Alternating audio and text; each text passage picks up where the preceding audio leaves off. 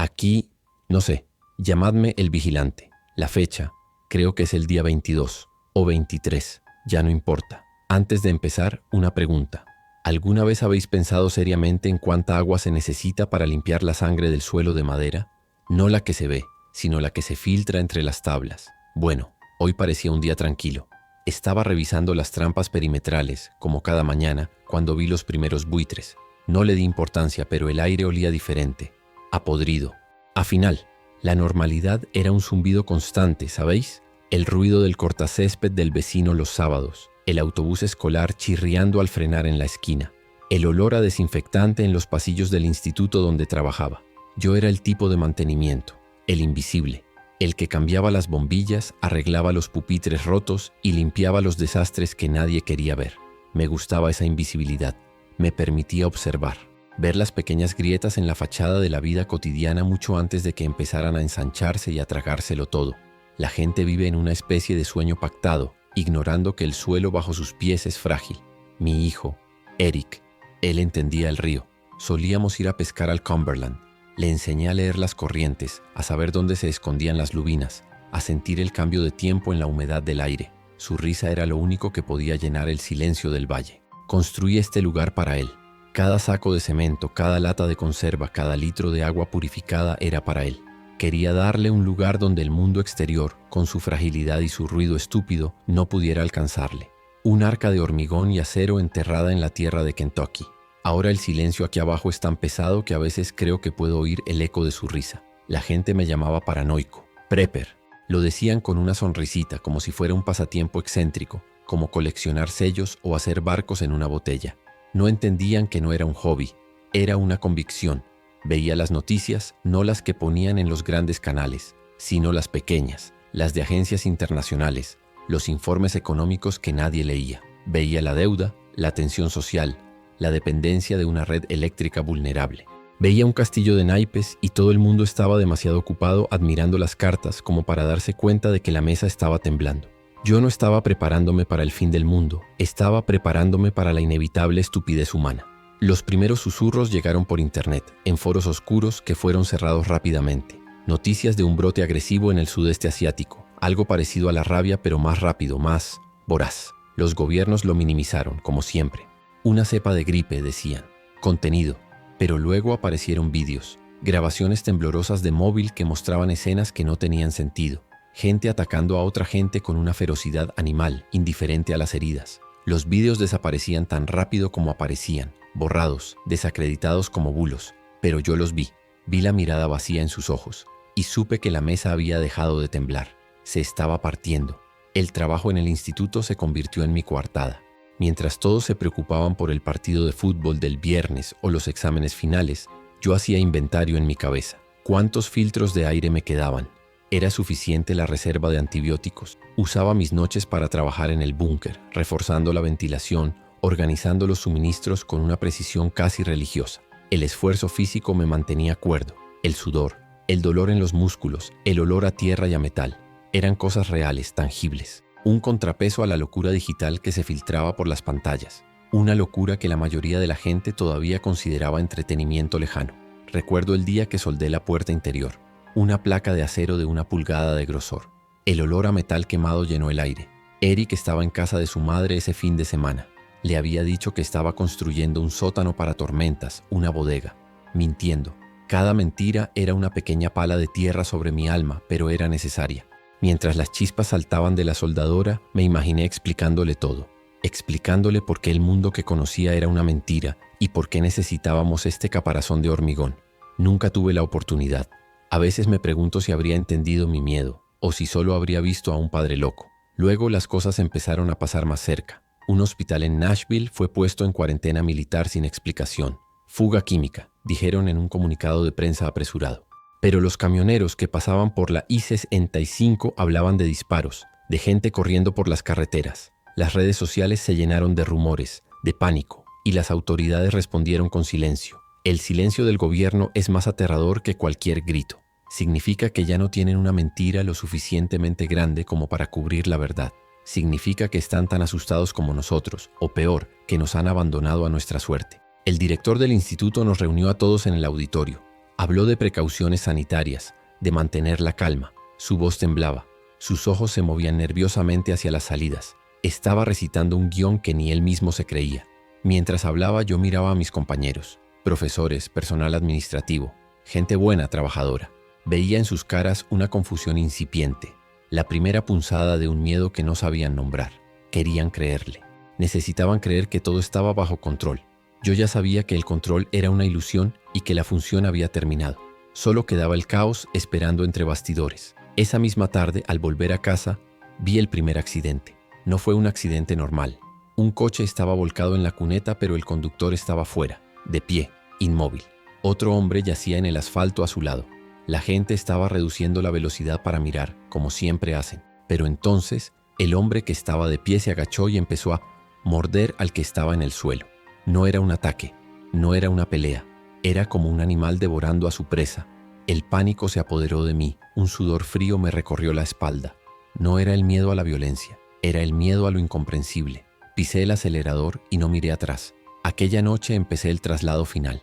Ya no había tiempo para la discreción. Cargué las últimas cajas de comida, los contenedores de agua, las armas y la munición en mi vieja camioneta. La oscuridad del valle era mi aliada.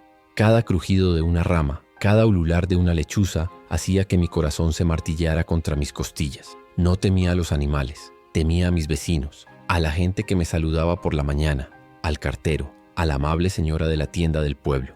Temía lo que serían capaces de hacer cuando la fina capa de civilización se resquebrajara por completo, y sabía, con una certeza helada, que no tardaría en hacerlo.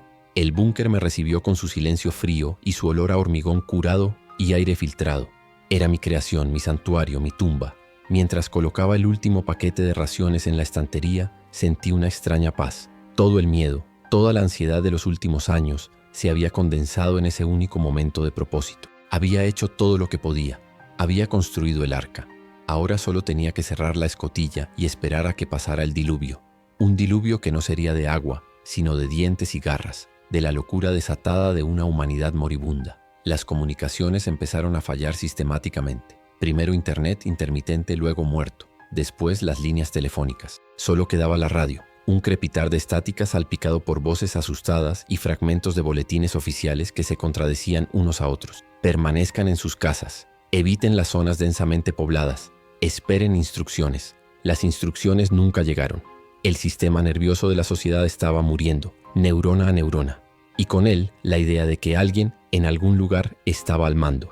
Estábamos solos, completamente, absolutamente solos. Desde la cámara perimetral que apuntaba a la carretera, vi el éxodo. Coches llenos hasta los topes, colchones atados al techo, rostros pálidos y aterrorizados tras los parabrisas. Huían, pero ¿hacia dónde? No había ningún lugar a donde ir. La infección o lo que fuera no estaba en un solo lugar. Estaba en todas partes. Era un incendio forestal saltando de ciudad en ciudad, de pueblo en pueblo, transportado por el propio pánico. Verlos pasar era como ver un cortejo fúnebre para toda una civilización. Y yo era un espectador silencioso desde mi cripta de hormigón. El gobierno emitió la alerta de emergencia nacional, la última. El mensaje era breve, casi robótico. Hablaba de una crisis biológica incontenible y declaraba la ley marcial. Pero era una farsa. No quedaba nadie para hacer cumplir esa ley. Era el último estertor de una autoridad moribunda. Después de eso, solo hubo silencio. El silencio oficial.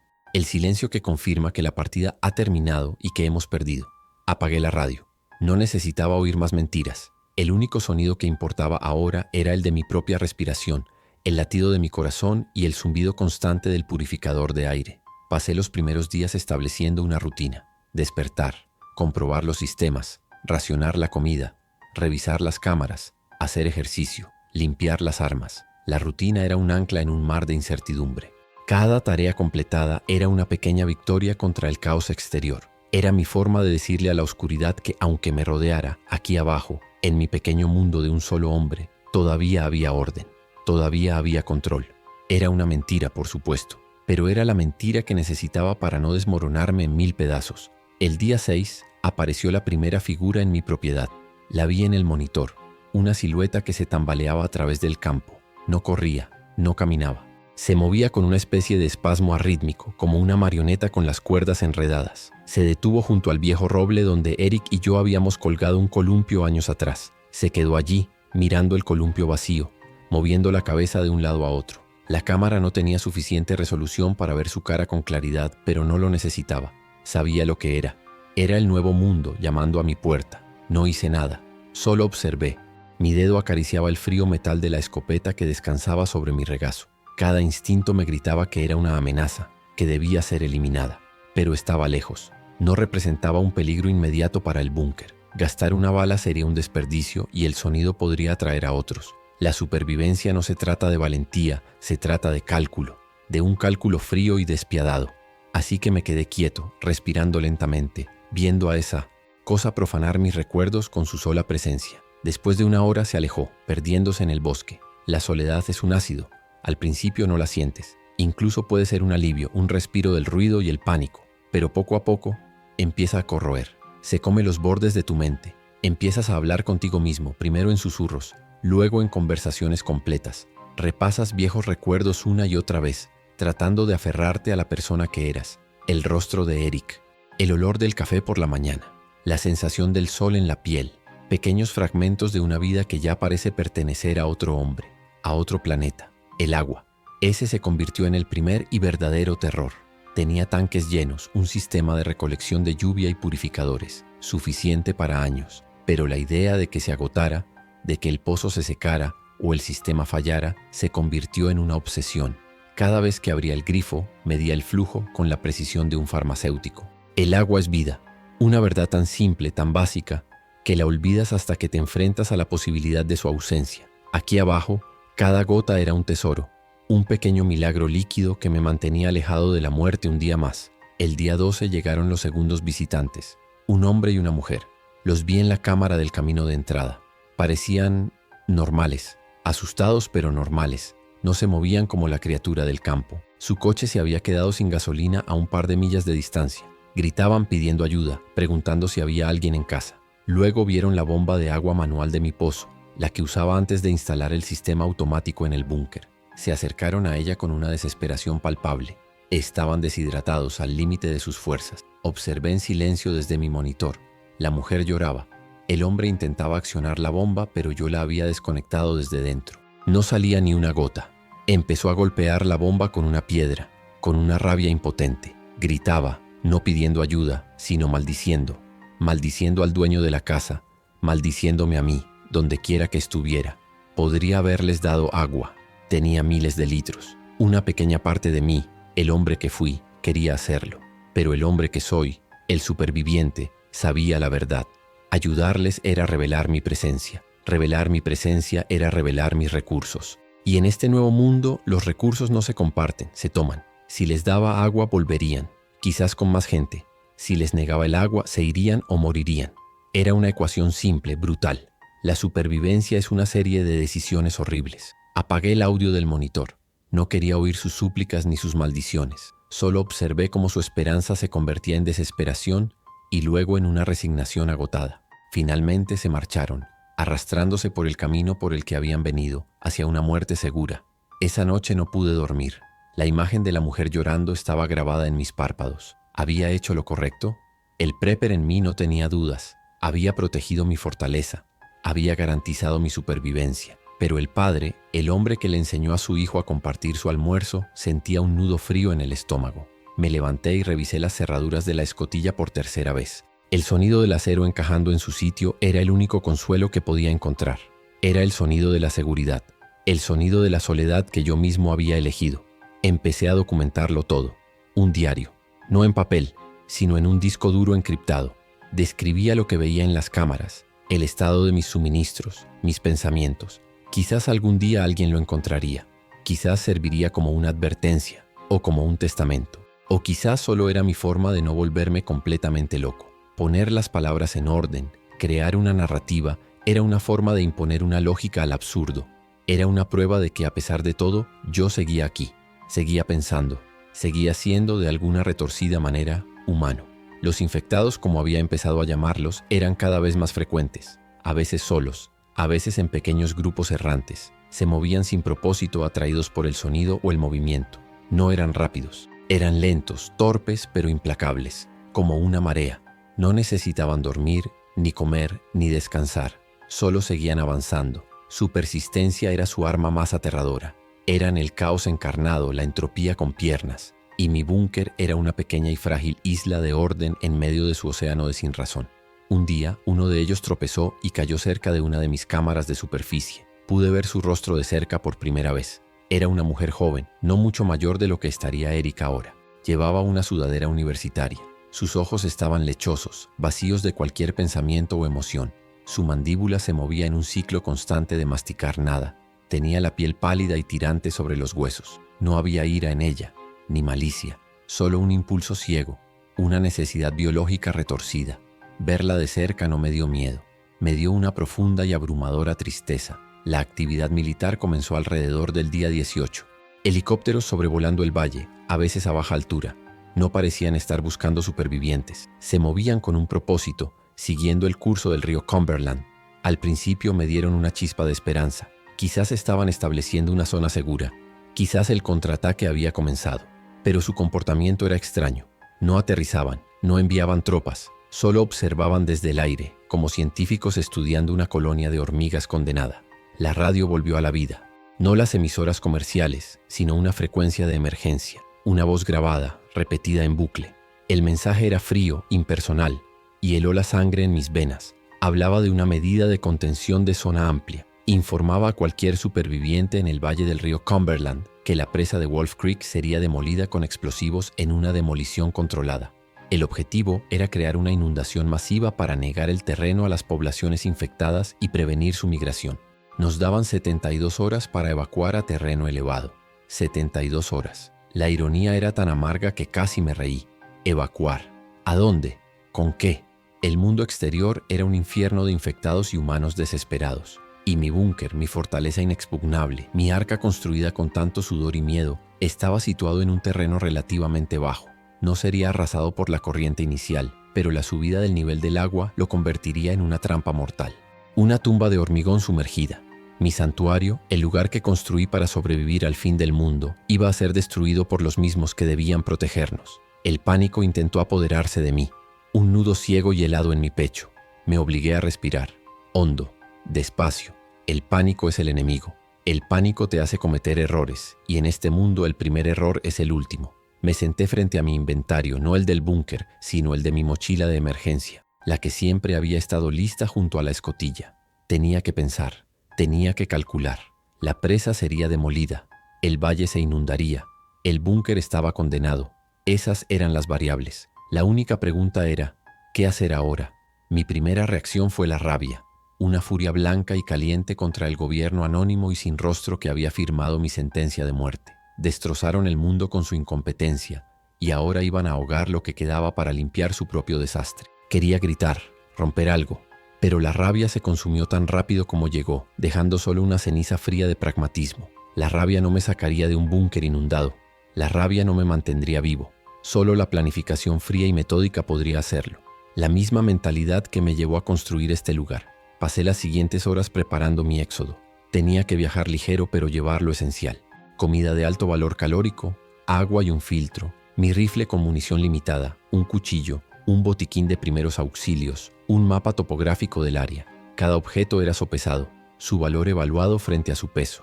Era como desmontar mi pequeño universo pieza por pieza hasta quedarme con el núcleo indispensable para la supervivencia. Todo lo demás, las comodidades, los recuerdos, las latas de melocotones que le gustaban a Eric, todo tenía que quedarse atrás. Mi objetivo era un antiguo puesto de vigilancia de incendios que conocía, a unas 15 millas al noreste. Estaba en la cima de la cresta más alta de la zona, muy por encima de cualquier posible nivel de inundación.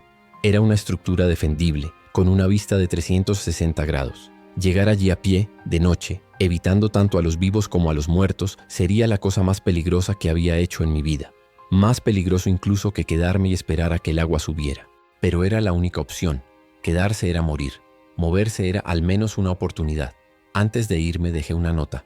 La escribí en un trozo de papel impermeable y la dejé sobre la mesa, junto a una lata de comida y una botella de agua. Si lees esto significa que no lo logré. El búnker está bien abastecido. Úsalo sabiamente. No confíes en nadie. Vigila siempre el agua. Y si tienes la oportunidad, cuéntale a alguien sobre un niño llamado Eric. Le encantaba pescar en el río. Era un gesto inútil, lo sabía. La probabilidad de que alguien encontrara este lugar, y mucho menos la nota, era casi nula, pero necesitaba dejar algo atrás, un eco de nosotros. La última hora la pasé viendo los monitores, memorizando los patrones de movimiento de los infectados en la zona. Había un pequeño grupo de 4 cerca del arroyo y uno solitario que deambulaba por el borde del bosque. Tenía que trazar una ruta que evitara a ambos. Mi corazón latía con un ritmo lento y pesado como un tambor de guerra. El miedo estaba ahí, por supuesto. Un sabor metálico en la boca, una tensión en mis músculos, pero también había algo más, una claridad terrible, la sensación de que toda mi vida me había estado preparando para esta única noche. Con un último vistazo a mi hogar de hormigón, giré la válvula para sellar la ventilación interior. El zumbido del purificador de aire se detuvo y el silencio se volvió absoluto, sofocante. Luego me acerqué a la escotilla principal. Mis manos, cubiertas de cicatrices por años de trabajo manual, se movieron con una eficiencia aprendida. Giré la rueda de acero y los cerrojos se retiraron con un sonoro clac. El aire del exterior, húmedo y con el hedor inconfundible de la muerte, se filtró en mi santuario. El fin del mundo olía a descomposición. Abrí la escotilla lo justo para deslizarme fuera. La noche me recibió como una bofetada. Estaba nublado, sin luna, una oscuridad casi total que era tanto una bendición como una maldición. Me moví con una lentitud agónica, cada paso deliberado, probando el terreno antes de poner todo mi peso. El sonido de mi propia respiración me parecía atronador en el silencio. Me sentía expuesto, vulnerable, como una criatura de las profundidades arrastrada a la superficie. El búnker, mi caparazón, estaba a mis espaldas. Ahora yo era mi única protección. El bosque por la noche es un organismo vivo, y yo era un cuerpo extraño en sus entrañas. Cada hoja seca que crujía bajo mis botas sonaba como un disparo en la quietud. Me movía de sombra en sombra, usando los árboles como cobertura, deteniéndome cada 50 metros para escuchar, para oler el aire. El viento traía consigo los susurros de la muerte, un gemido gutural a mi derecha, el eco lejano de un grito cortado abruptamente a mi izquierda. No eran los sonidos del bosque que recordaba de mis acampadas con Eric. Eran los sonidos de un matadero al aire libre, y yo intentaba desesperadamente no convertirme en el siguiente animal en la fila. Mi ritmo cardíaco era mi peor enemigo. Podía controlarlo con la respiración, una técnica que había practicado 1000 veces en el silencio del búnker, pero el miedo era una bestia persistente. A unos 200 metros de la casa oí un ruido de arrastre. Me pegué al tronco de un pino, el áspero aroma de la resina llenando mis fosas nasales, y contuve la respiración. Una de esas cosas pasó a menos de 10 metros. No me vio. Su cabeza se movía de un lado a otro, siguiendo un rastro invisible. El olor que desprendía era nauseabundo, una mezcla de carne rancia y tierra de tumba. Esperé 5 minutos completos después de que desapareciera antes de atreverme a mover un solo músculo. El peso de la mochila era un ancla que me recordaba constantemente mi vulnerabilidad. Cada gramo había sido calculado, pero ahora, con la adrenalina corriendo por mis venas, se sentía como si estuviera cargando los pecados del mundo. Mis músculos, acostumbrados a la rutina controlada del búnker, empezaban a quejarse. El sudor se pegaba a mi ropa, enfriándose rápidamente en el aire nocturno y haciéndome temblar. No era un temblor de frío, sino de pura tensión nerviosa. Tenía que seguir moviéndome. La inmovilidad era la muerte. El amanecer y la demolición de la presa se acercaban con la misma certeza implacable. En un claro, vi el débil resplandor de una hoguera. Mi primer instinto fue retroceder, desaparecer en la oscuridad. Pero la curiosidad, o quizás una estúpida y residual parte de mi antigua humanidad, me hizo detenerme. Me arrastré sobre mi vientre, la tierra húmeda y fría filtrándose a través de mi ropa hasta el borde del claro. Eran 3 personas, un hombre, una mujer y un adolescente. Parecían una familia. Estaban discutiendo en susurros airados, sus rostros iluminados por las llamas danzantes, demacrados por el hambre y el miedo.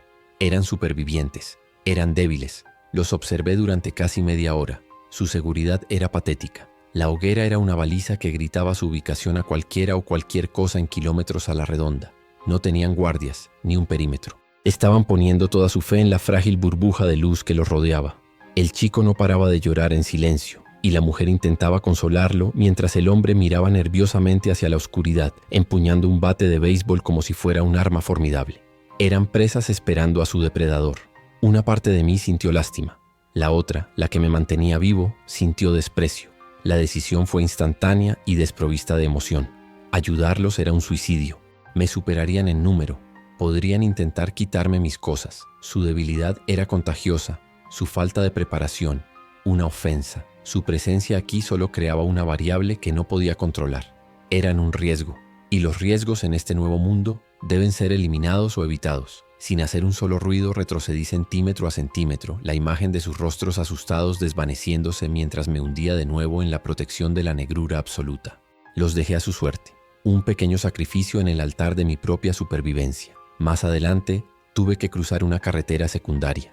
El asfalto era una herida pálida bajo el cielo encapotado. Me detuve en el linde del bosque, estudiando la carretera en ambas direcciones durante 10 minutos. Silencio. Nada. Empecé a cruzar, agachado, el rifle preparado. A mitad de camino vi un coche abandonado. La puerta del conductor estaba abierta, como una boca boquiabierta. Dentro, una figura se movía. No era uno de los infectados. La forma en que se movía, la forma en que su cabeza se giró bruscamente hacia mí al oír el roce de mis botas era humana, demasiado humana. El hombre salió del coche. Era alto, delgado y sostenía una palanca de hierro.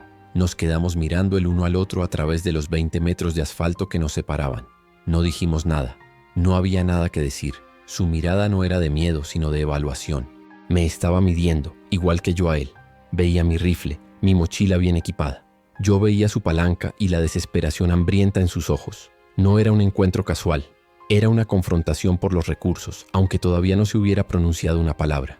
Era un depredador que se había encontrado con otro. Supe que no podía darle la espalda. Si intentaba seguir mi camino, me atacaría por la espalda.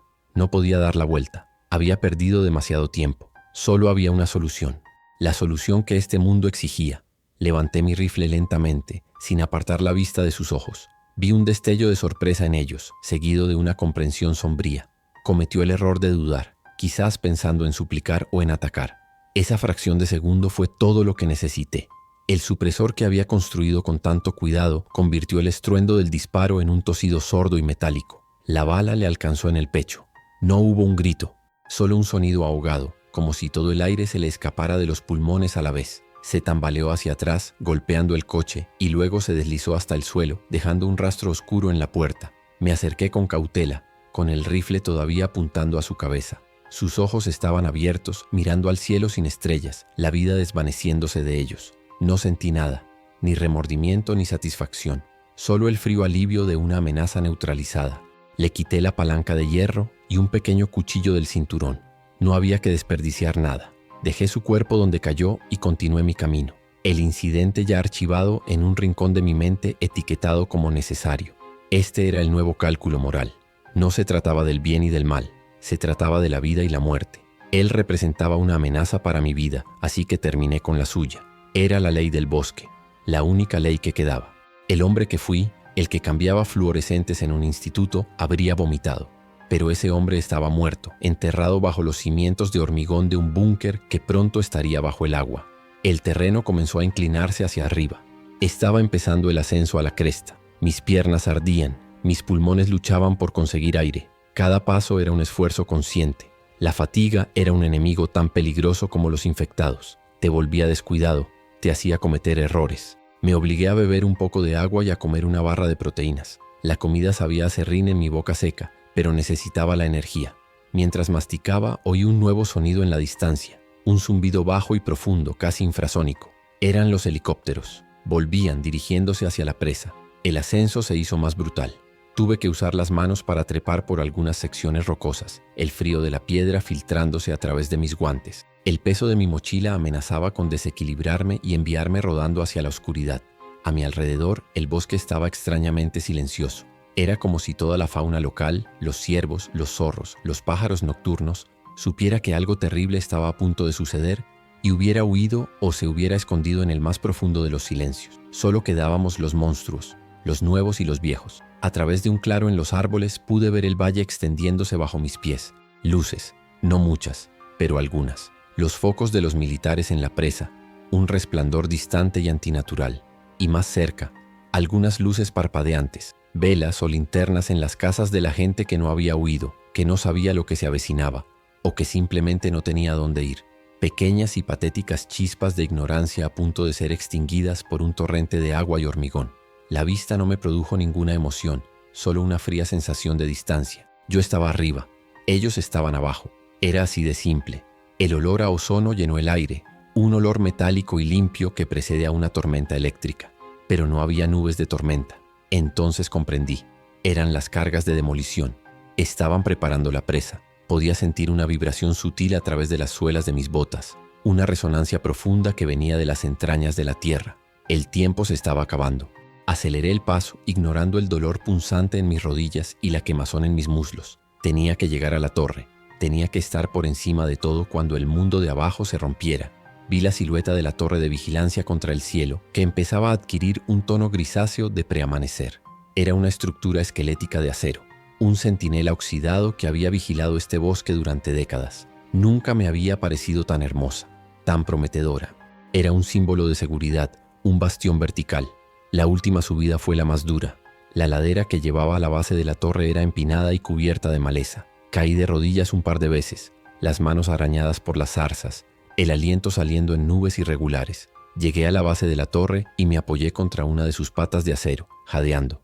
El metal estaba frío y húmedo por el rocío. Comprobé mi reloj. Faltaba menos de una hora para el amanecer. Faltaba menos de una hora para la demolición. No perdí tiempo. Comencé a subir la escalera metálica, mis manos y pies moviéndose con una memoria mecánica. Cada peldaño era una victoria. El viento era más fuerte aquí arriba, silbando a través de la estructura de acero, un lamento solitario por el mundo que estaba a punto de desaparecer.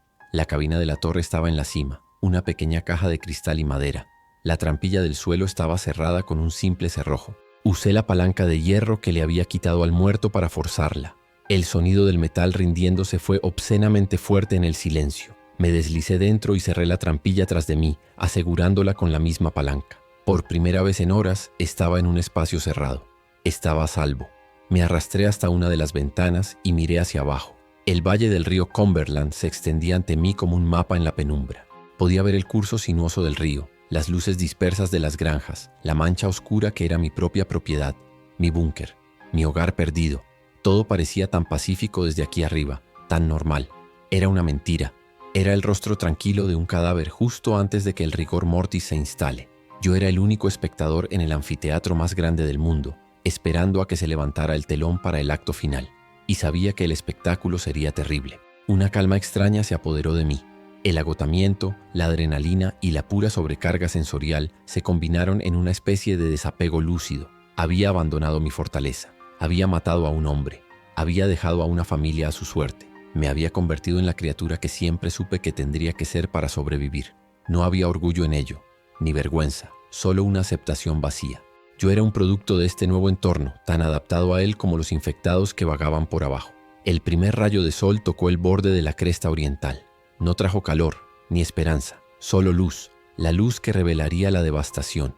El cielo se tiñó de un naranja enfermizo y gris. En la distancia, en la presa de Wolf Creek, vi una serie de destellos rápidos y brillantes, como el flash de una cámara. No hubo sonido inmediato, solo la luz. 1, 2, 3, 4. Estaban sucediendo. Las advertencias por radio no eran una mentira. La demolición controlada había comenzado. El fin de mi valle había llegado.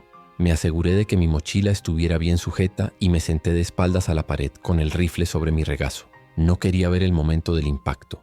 Quería sentirlo. Quería que la onda expansiva me golpeara, que la vibración subiera por la torre de acero y me recordara que, a pesar de todo, yo seguía aquí, seguía vivo. El búnker, Eric, el mundo de antes, todo eso era el pasado. Un pasado que estaba a punto de ser borrado por millones de toneladas de agua. El futuro era esta caja de cristal en la cima de una colina, y el silencio expectante antes del rugido del fin. El aire vibró. Fue un pulso más que un sonido, una sacudida que sentí en mi pecho, en mis huesos. Luego llegó el rugido, un estruendo bajo, gutural, sísmico, que no se parecía a nada que hubiera oído antes. Era el sonido de una montaña partiéndose, el sonido de la creación a la inversa. La torre de acero gimió a mi alrededor, vibrando como la cuerda de un diapasón.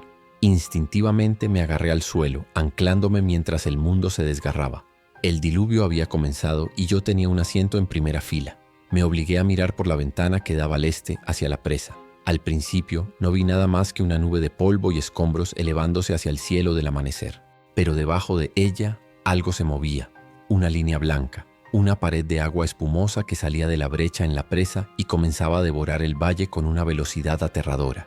No era una inundación, era un tsunami terrestre, una fuerza de la naturaleza desatada por la mano del hombre, barriendo por igual a los vivos, a los muertos y a los recuerdos. Observé cómo el agua golpeaba la primera línea de árboles en la orilla del río.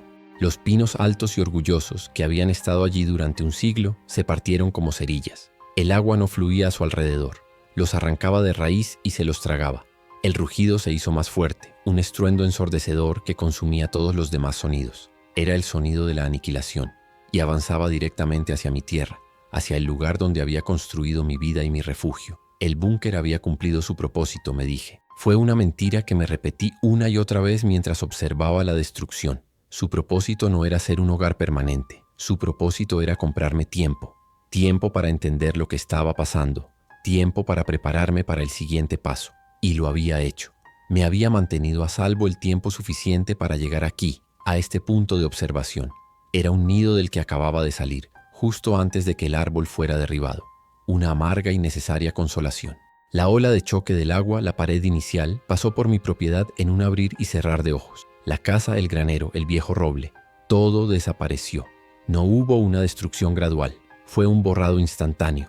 Un momento estaban allí y al siguiente solo había una masa arremolinada de agua marrón, llena de escombros. No sentí tristeza, no sentí pérdida. Sentí como si estuviera viendo una vieja película de mi vida y el proyector se hubiera roto, quemando el celuloide. El pasado había sido cauterizado. Vi a algunos de los infectados que estaban en el campo. La inundación los alcanzó y los barrió sin esfuerzo. No lucharon, no intentaron nadar. Simplemente fueron arrastrados, volteados y sumergidos por la corriente, como muñecos de trapo. Por un momento me pregunté si el plan del gobierno funcionaría, si el agua realmente podría contenerlos, ahogarlos, limpiar la plaga. Pero era una esperanza inútil. Algunos morirían, sí, pero la infección era un virus. Y los virus siempre encuentran una manera. El agua no era una cura, era solo un método de reubicación forzosa. El agua siguió subiendo, no con la furia de la ola inicial, sino con una lentitud constante e inexorable. El valle se estaba convirtiendo en un lago.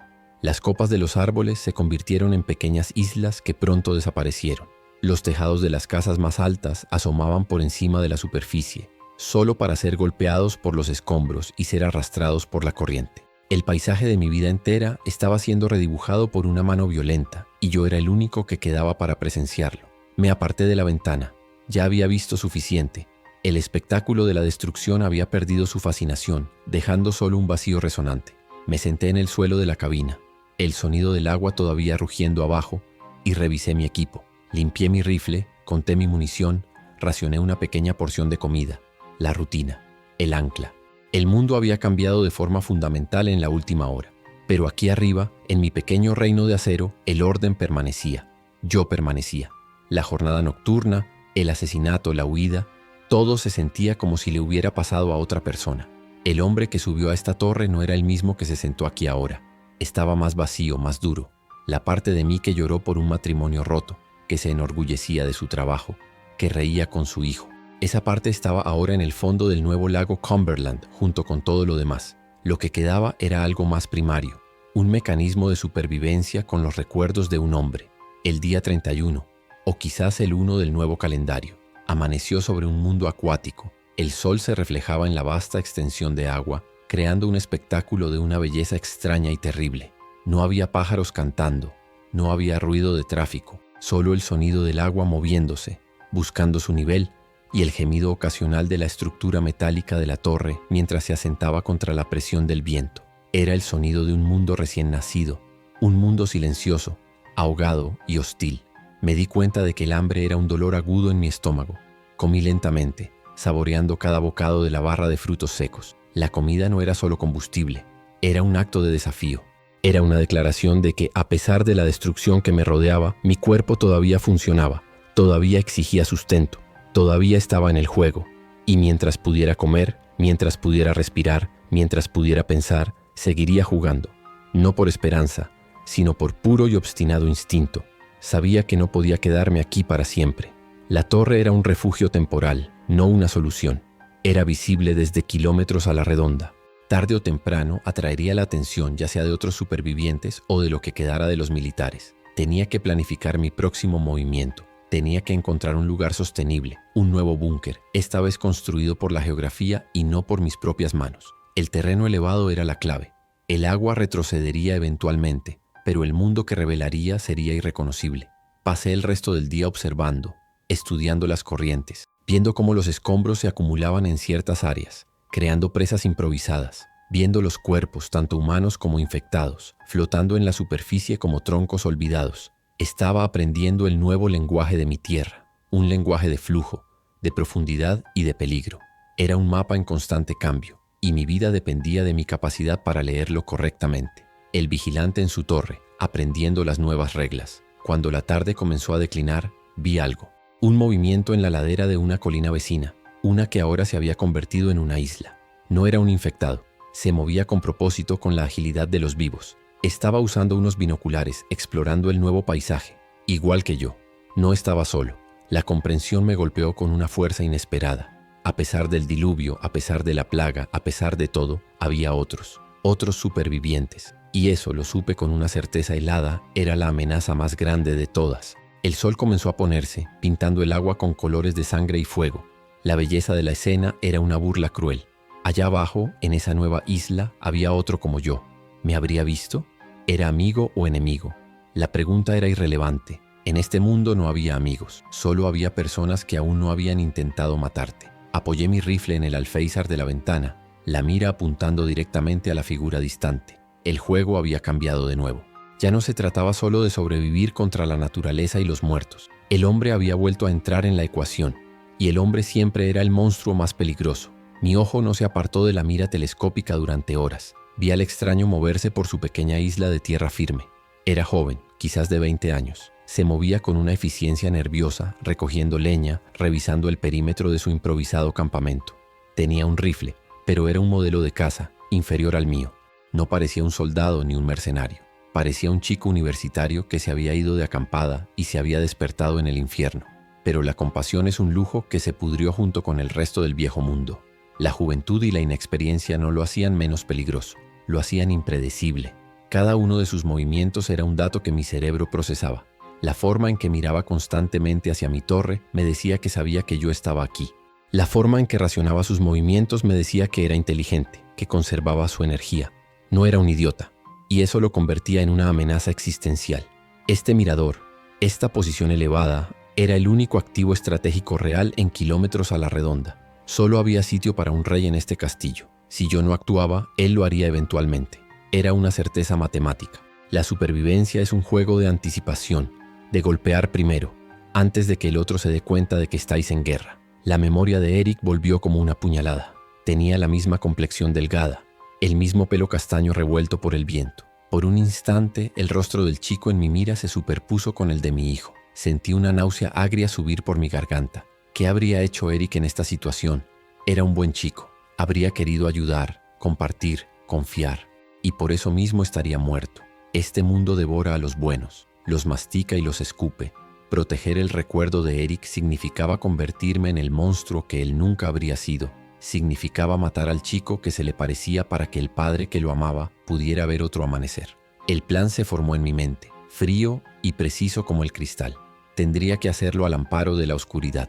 La noche era mi aliada. La distancia entre mi torre y su colina era de aproximadamente 1,5 kilómetros. Un terreno ahora traicionero de agua, lodo y escombros. Sería arriesgado, pero quedarme aquí, esperando un ataque que sabía que llegaría, era un riesgo mayor. La pasividad es una sentencia de muerte. Tenía que ceder la ventaja táctica de la altura temporalmente para asegurar mi dominio a largo plazo. Era un sacrificio necesario, una inversión en mi futuro. Un futuro medido en días, no en años. Pasé el resto de la tarde preparando mi equipo para un asalto anfibio. Envolví mi rifle y la munición en bolsas impermeables. Até un cabo de cuerda a mi cinturón. Me puse la ropa más oscura que tenía. Comí una ración completa, forzando la comida en mi estómago anudado. Necesitaría cada caloría. Mientras trabajaba, nunca aparté la vista de la otra colina. El chico había encendido una pequeña fogata. Un error estúpido que confirmaba su inexperiencia, pero que también hacía mi trabajo más fácil. Sería un faro guiándome hacia mi objetivo en la oscuridad. Cuando el sol finalmente se hundió bajo el horizonte de agua, el mundo se sumergió en una oscuridad casi total. El resplandor de su fuego era el único punto de luz en un universo negro. Deslicé la palanca de hierro que trababa la trampilla y empecé a descender. El aire de la noche era frío y pesado, cargado con el olor a cieno y descomposición del valle ahogado. Cada peldaño metálico que bajaba era un paso hacia un infierno aún más profundo. Dejaba atrás mi santuario de acero y cristal para adentrarme en el territorio de los monstruos, tanto los que arrastraban los pies como los que respiraban. El agua estaba helada. Me llegó hasta el pecho en los puntos más profundos. Me movía con una lentitud insoportable, usando un largo palo que había encontrado para tantear el fondo fangoso delante de mí. El agua estaba llena de horrores invisibles. Escombros afilados, ramas sumergidas que se enganchaban en mis piernas como manos esqueléticas. Y los cuerpos. Un par de veces algo blando y flotante chocó contra mí en la oscuridad. No me permití pensar en lo que eran. Eran solo obstáculos. Obstáculos fríos e hinchados en mi camino. A mitad de camino oí un chapoteo cerca. No era el sonido del agua moviéndose, era algo más. Me quedé inmóvil. Solo mis ojos se movían, intentando perforar la oscuridad. Entonces lo vi. Una silueta en el agua, la cabeza y los hombros apenas visibles sobre la superficie. Se movía lentamente, sin rumbo. Un infectado atrapado por la corriente, un ahogado que se negaba a dejar de caminar. Pasó a menos de 5 metros de mí, su garganta emitiendo un gorgoteo húmedo que se mezclaba con el sonido del agua. El frío que sentí en ese momento no tenía nada que ver con la temperatura del lago. Llegar a la orilla de la otra colina fue una de las cosas más difíciles que he hecho. El lodo era espeso y succionador, amenazando con tragarme las botas a cada paso. Salí del agua temblando incontrolablemente, cubierto de un fango apestoso, completamente agotado. Me tumbé en el suelo durante varios minutos, luchando por controlar mi respiración, por silenciar el castañeteo de mis dientes. La hoguera del chico estaba ahora a unos 200 metros ladera arriba. El final del juego estaba cerca. Empecé el ascenso arrastrándome sobre mi vientre como una serpiente. La hierba mojada silenciaba mis movimientos. Cada pocos metros me detenía escuchando. Podía oír el crepitar del fuego y a veces un sonido suave, casi un murmullo. ¿Estaba hablando solo o cantando? La idea era tan extraña, tan fuera de lugar en este mundo que me desconcertó. La locura adoptaba muchas formas. Quizás este chico ya había perdido la suya, o quizás se aferraba a un último vestigio de normalidad. No importaba. Los locos y los soñadores morían igual de rápido. Llegué al borde de su campamento. Estaba en una pequeña meseta natural protegida por unas rocas. El fuego era pequeño, bien contenido. El chico estaba sentado de espaldas a mí, mirando las llamas, y estaba cantando una canción infantil, una que Eric solía cantar. Las palabras eran suaves, casi inaudibles, pero la melodía era una llave que abría una puerta en mi memoria que yo había intentado sellar con cemento y acero. Por un segundo, dejé de ser un cazador. Volví a ser un padre, escuchando a su hijo en la oscuridad. El rifle se sentía increíblemente pesado en mis manos. Mis dedos estaban entumecidos. Vi que tenía una pequeña mochila junto a él, un saco de dormir y una fotografía apoyada en una roca reflejando la luz del fuego. No podía distinguir la imagen desde mi posición, pero sabía lo que era. Era su ancla, su razón. Igual que mis recuerdos de Eric eran la mía. Éramos iguales. 2 hombres en 2 colinas diferentes, aferrándose a los fantasmas de un mundo muerto. Y yo estaba a punto de convertirlo a él también en un fantasma. La rabia me invadió. Una rabia irracional y furiosa. Rabia contra él por hacerme sentir esto. Rabia contra el mundo por ponerme en esta situación. Rabia contra mí mismo por dudar. La duda es un cáncer. La vacilación te mata. El recuerdo de la pareja pidiendo agua. Del hombre con la palanca de hierro. Esas decisiones habían sido fáciles, limpias, quirúrgicas. Esto era diferente. Esto era personal. Y por eso mismo tenía que hacerse. Tenía que demostrarme a mí mismo que ninguna debilidad, ninguna sentimentalidad podía controlarme. Me levanté en silencio. Un espectro de lodo y agua emergido de la noche. Él no me oyó. Seguía tarareando, perdido en sus propios pensamientos, en sus propios recuerdos. Apunté al centro de su cabeza. Mi respiración era estable. Mi pulso era lento. El hombre que fui luchó y gritó en algún rincón de mi mente, pero su voz era débil, lejana. El superviviente, la criatura fría y calculadora que yo había alimentado, tenía el control total. Apreté el gatillo. El supresor tosió, y la melodía se detuvo para siempre. Cayó hacia un lado sin hacer ruido, como una marioneta a la que le cortan los hilos. El silencio que siguió fue más profundo, más aterrador que cualquier grito. El único sonido era el crepitar del fuego, indiferente a lo que acababa de presenciar. Me quedé allí, inmóvil, durante lo que pareció una eternidad. El eco del disparo resonando no en el valle, sino dentro de mi cráneo. Lo había hecho. Había extinguido la única otra chispa de humanidad consciente en mi pequeño universo. Estaba una vez más completamente solo. Me acerqué al cuerpo con la misma cautela que había usado con el hombre de la carretera. Estaba muerto. La bala había sido precisa. Junto a él vi la fotografía. Era una mujer joven sonriendo, con él a su lado. Parecían felices, despreocupados. Pertenecían a un tiempo que ya no existía. Le di la vuelta a la foto. En el reverso había algo escrito. Casey y mamá. Lago Cumberland. Verano pasado. Casey tenía un nombre y tenía una madre a la que amaba. La náusea volvió, más fuerte esta vez. Tuve que apoyarme en una roca para no caer.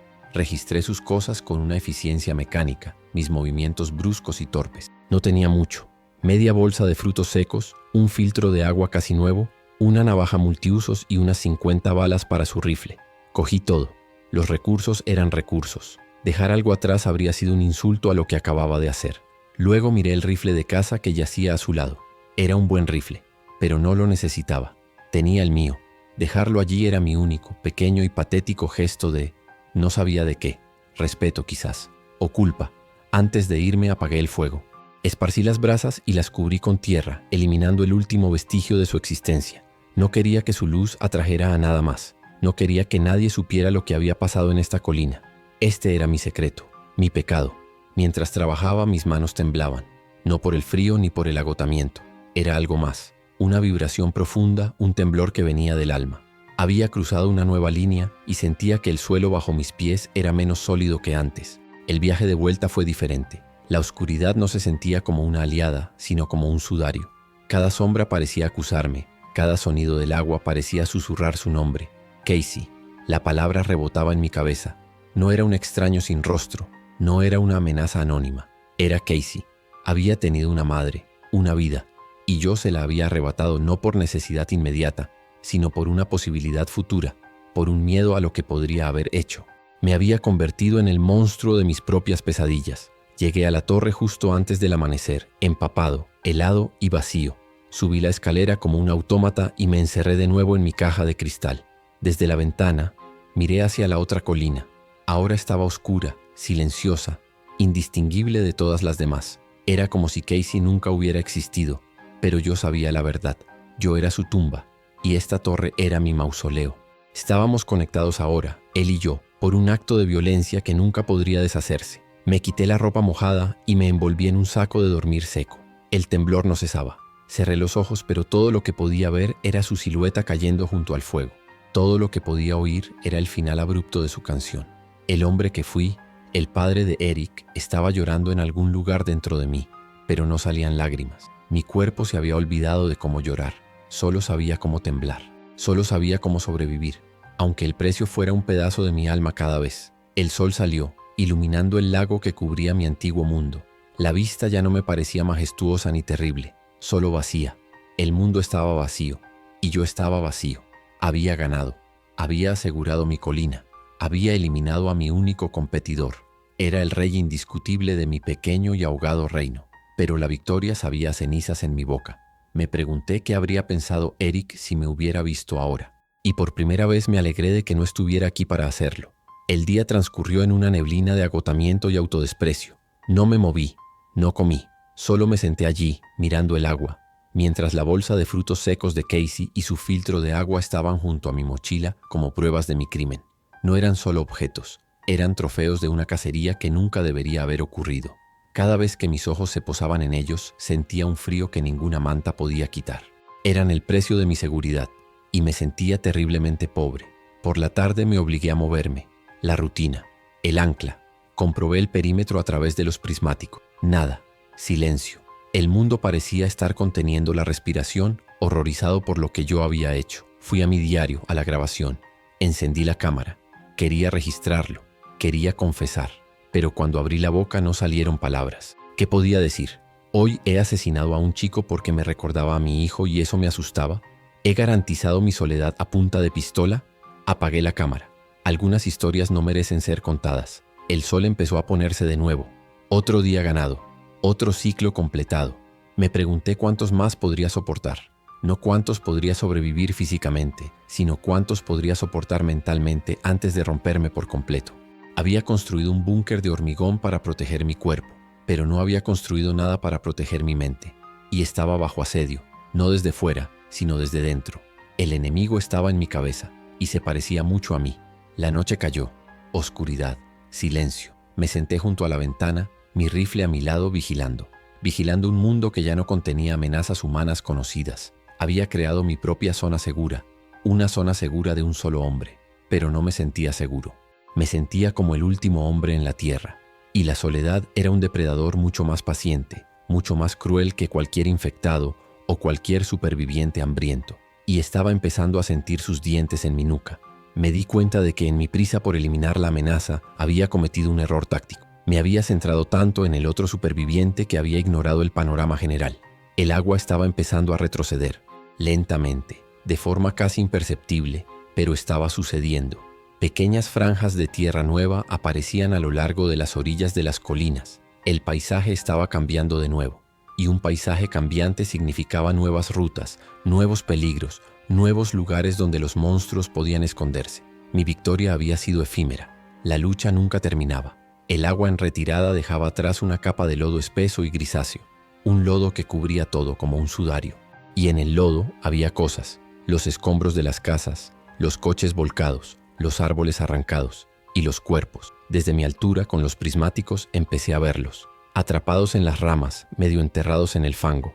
Algunos eran de los infectados, inconfundibles en su quietud antinatural. Otros eran simplemente gente, la gente de mi valle, mis vecinos. Ahora solo eran parte del detritus del nuevo mundo. Observar esta lenta revelación de los muertos fue extrañamente desapasionado. Después de lo de Casey, mi capacidad para el horror parecía haberse agotado. Ya no veía tragedias individuales, veía un problema logístico. Los cuerpos atraerían a los carroñeros, tanto animales como infectados. El terreno sería peligroso de transitar. Mi mente ya estaba calculando, planificando. La parte humana de mi cerebro que debería haber sentido pena o asco estaba en silencio. La máquina de supervivencia estaba de nuevo al mando. Era un alivio. Hice un inventario de mis nuevos suministros, los de Casey. Los puse junto a los míos. El filtro de agua era una mejora con respecto a mi viejo modelo. Las balas no eran de mi calibre, pero el plomo y la pólvora podían reutilizarse. La navaja era útil. Racionalicé cada objeto, despojándolo de su historia, de su conexión con el chico muerto. Ya no eran sus cosas, eran mis cosas, eran herramientas. Y yo era un artesano de la supervivencia, usando las herramientas que tenía a mano. La justificación era un mecanismo de defensa tan vital como un rifle. Mientras la oscuridad se asentaba, algo cambió. Un nuevo sonido. Al principio era débil, apenas perceptible bajo el silbido del viento, pero gradualmente se hizo más fuerte. Un gemido colectivo, un coro gutural que se elevaba desde el valle que se estaba drenando. Los infectados. La inundación no los había matado a todos, solo los había dispersado.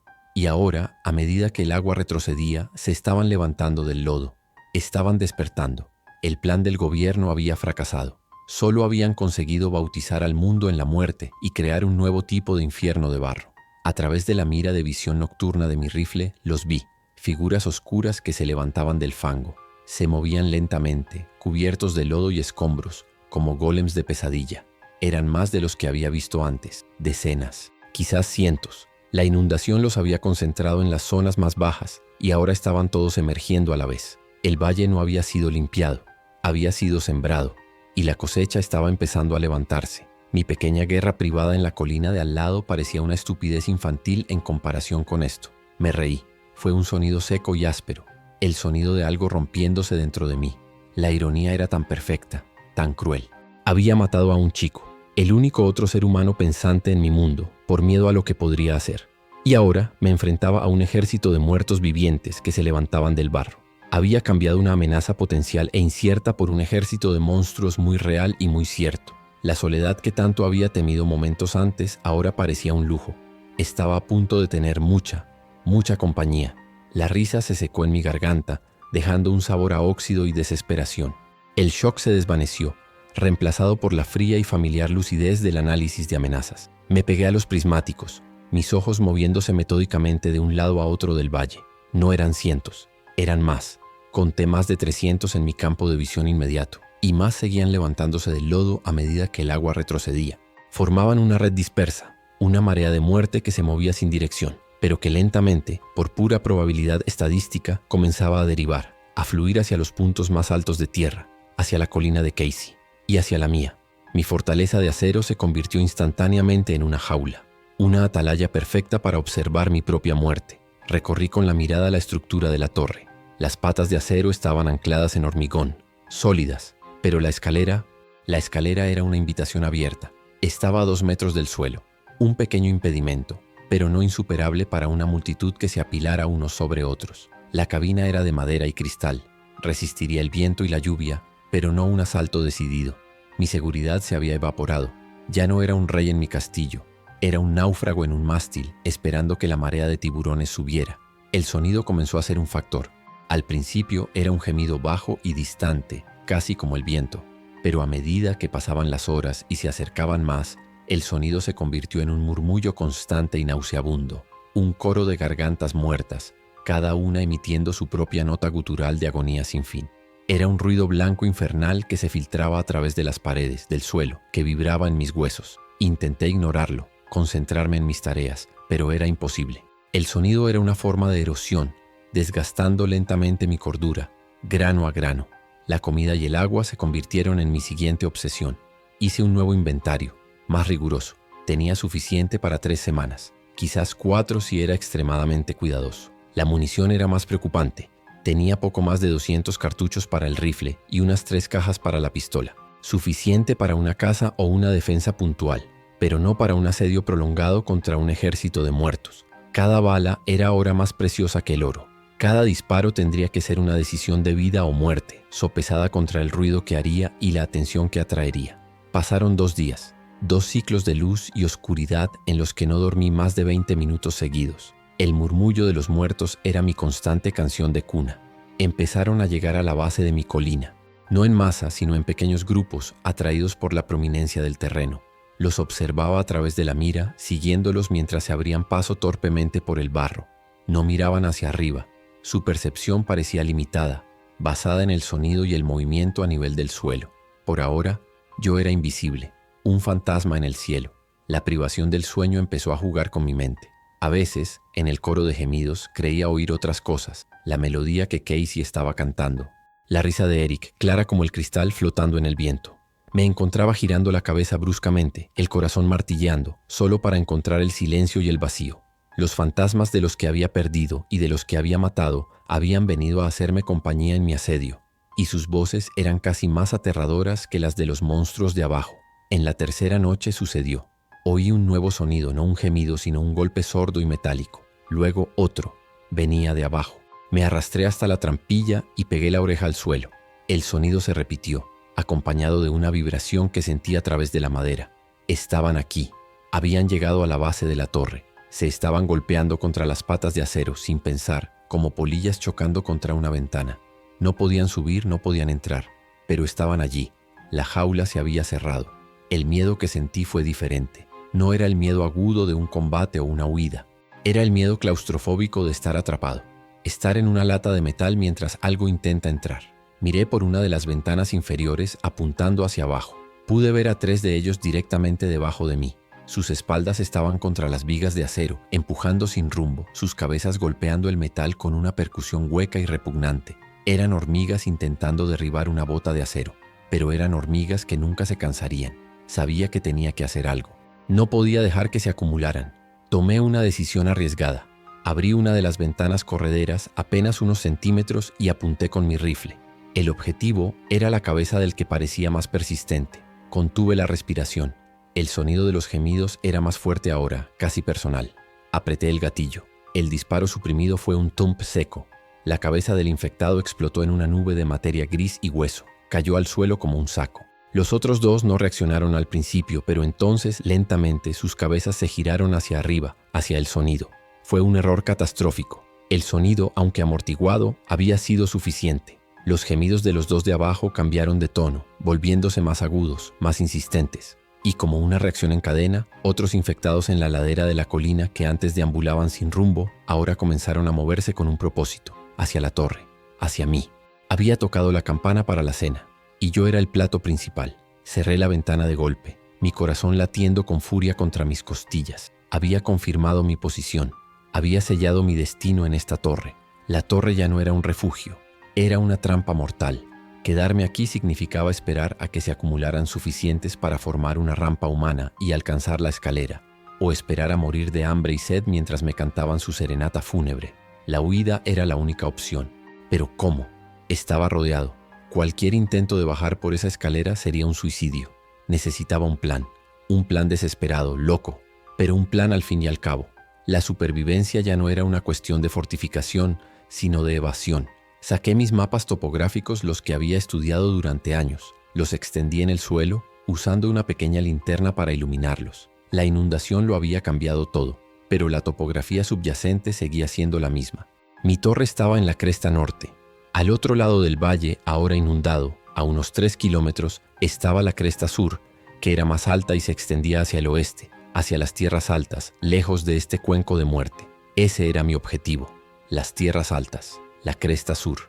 Pero para llegar allí tenía que cruzar el infierno. Tenía que bajar de la torre, atravesar la horda que se estaba reuniendo abajo, cruzar el valle de lodo y agua lleno de muertos y luego subir a la otra cresta. Era una misión imposible, pero la alternativa era una muerte segura.